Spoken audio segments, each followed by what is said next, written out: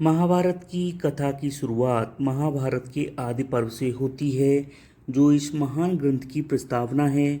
इसमें वंश परंपरा, राजाओं की कथाएं और आगे होने वाली घटनाओं की भूमिका मिलती है। प्राचीन समय में ययाति नाम के प्रतापी राजा थे, जिनकी दो पत्नियां देवयानी और शर्मिष्ठा थीं। उनसे यदु और पुरु जैसे वंश चले, जिनमें आगे चलकर भरत हुए, जिनके नाम पर इस देश का नाम भारत पड़ा। भरत के वंश में हस्तिन हुए, जिन्होंने हस्तिनापुर बसाया, और आगे चलकर कुरु हुए, जिनसे कौरव वंश चला और कुरुक्षेत्र प्रसिद्ध हुआ। इसी कौरव वंश में राजा शांतनु हुए। एक दिन उन्होंने गंगा तट पर एक दिव्य सुंदरी को देखा, जो वास्तव में देवी गंगा थीं। शांतनु उनसे विवाह करना चाहते थे। गंगा ने विवाह के लिए कठोर शर्त रखी कि राजा शांतनु कभी भी उनसे किसी भी कार्य में हस्तक्षेप नहीं करेंगे और न ही उनसे कोई प्रश्न करेंगे। प्रेमवश शांतनु ने यह शर्त स्वीकार कर ली और दोनों का विवाह हो गया। विवाह के बाद उनके 8 पुत्र हुए, परंतु गंगा ने एक एक करके 7 पुत्रों को जन्म लेते ही नदी में बहा दिया। राजा शांतनु अपनी प्रतिज्ञा के कारण मौन रहे, पर 8वें पुत्र के समय वे स्वयं को रोक न सके और गंगा से प्रश्न कर बैठे। तब गंगा ने बताया कि ये सभी 8 पुत्र वास्तव में वसु थे, जिन्हें श्राप के कारण पृथ्वी पर जन्म लेना पड़ा था। 7 को उन्होंने तुरंत मुक्त कर दिया, पर 8वें को जीवित रहना था। इतना कहकर गंगा उस बालक को अपने साथ ले गईं। देवी गंगा उस बालक को देवलोक ले गईं, जहां उन्होंने उसे श्रेष्ठ ऋषियों और देवताओं के सानिध्य में शिक्षा दिलाई। बालकों ने वेद शास्त्र, धनुर्विद्या और राजनीति में अद्वितीय ज्ञान प्राप्त किया। लगभग 18 वर्ष बाद गंगा उस तेजस्वी युवक को लेकर पुनः हस्तिनापुर आईं और राजा शांतनु को सौंप दिया। वही बालक आगे चलकर देवव्रत कहलाया। उसकी योग्यता और तेज देखकर राजा शांतनु ने उसको युवराज के रूप में तिलक किया। कुछ समय बाद एक दिन राजा शांतनु गंगा की स्मृतियों में खोए हुए वन में टहल रहे थे। तभी उनकी दृष्टि एक सुंदर कन्या पर पड़ी। वह सत्यवती थी, जो एक मछुआरे की पुत्री थी। उसकी सुंदरता और सादगी से प्रभावित होकर शांतनु उससे विवाह करना चाहते थे। जब उन्होंने उसके पिता से प्रस्ताव रखा, तो उन्होंने शर्त रखी कि सत्यवती से उत्पन्न पुत्र ही हस्तिनापुर का राजा बनेगा। यह सुनकर शांतनु धर्म संकट में पड़ गए और प्रस्ताव स्वीकार कर लौट आए।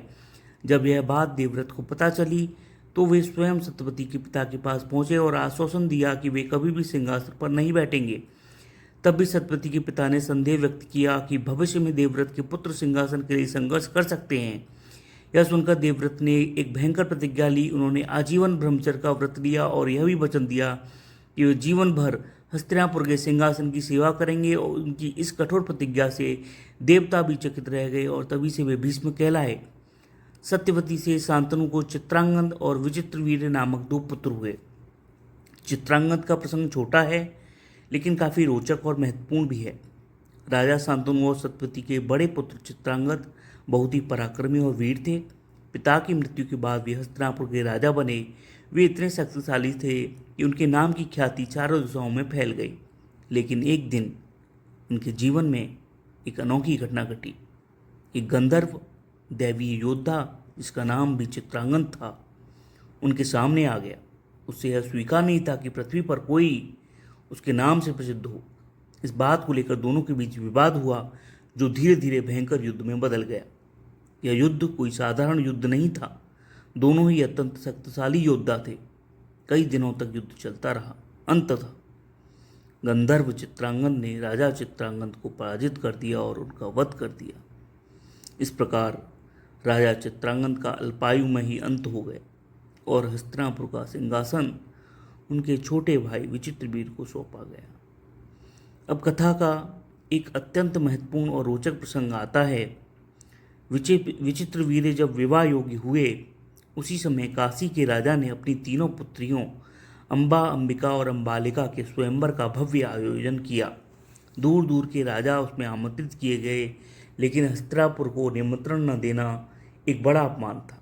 जब यह बात भीष्म को पता चली, तो उन्होंने इसे हस्तिनापुर के गौरव पर आघात माना।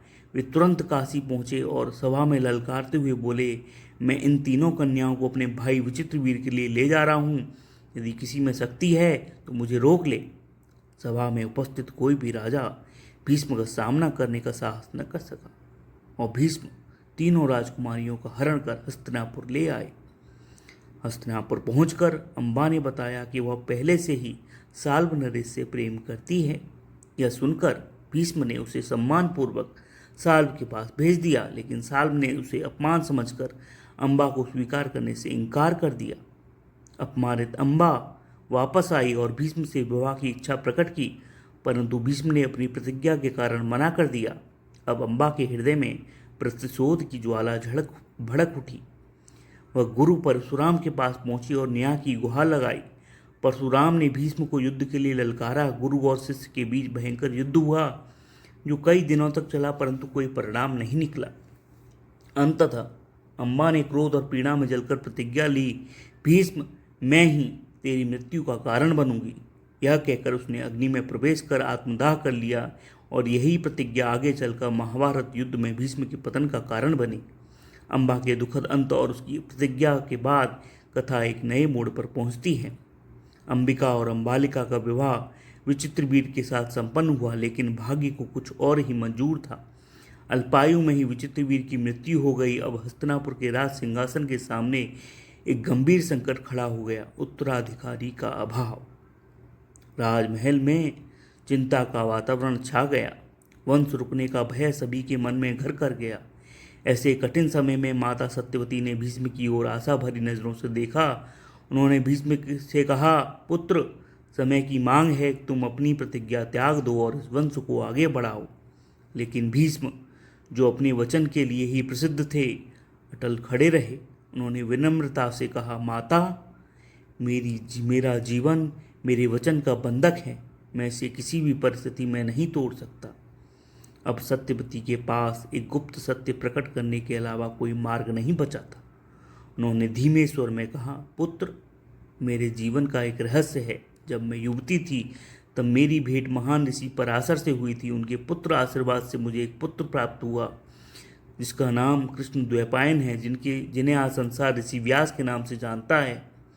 यह सुनकर भीष्म को आशा की एक किरण दिखाई दी। उन्होंने तुरंत उपाय सुझाया, माता, यदि आप आज्ञा दें तो ऋषि व्यास को बुलाकर नियोग के माध्यम से वंश को आगे बढ़ाया जा सकता है।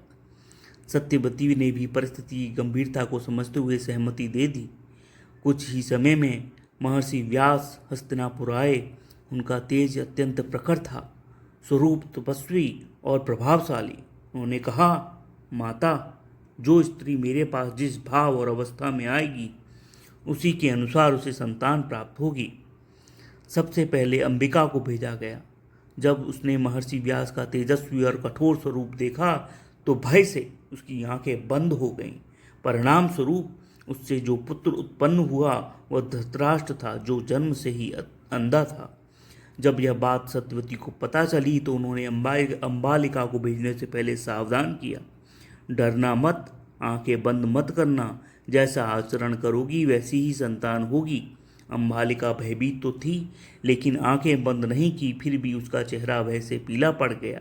परिणाम स्वरूप उससे जो पुत्र उत्पन्न हुआ वह पांडु था, जिसका शरीर दुर्बल और वर्ण को संतोष नहीं हुआ।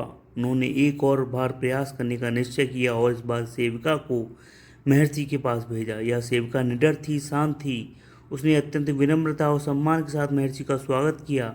उसके इस संतुलित और शुद्ध आचरण से फलस्वरूप विदुर का जन्म हुआ, जो आगे चलकर अत्यंत बुद्धिमान, धर्मज्ञ और नीति के महान ज्ञाता बने।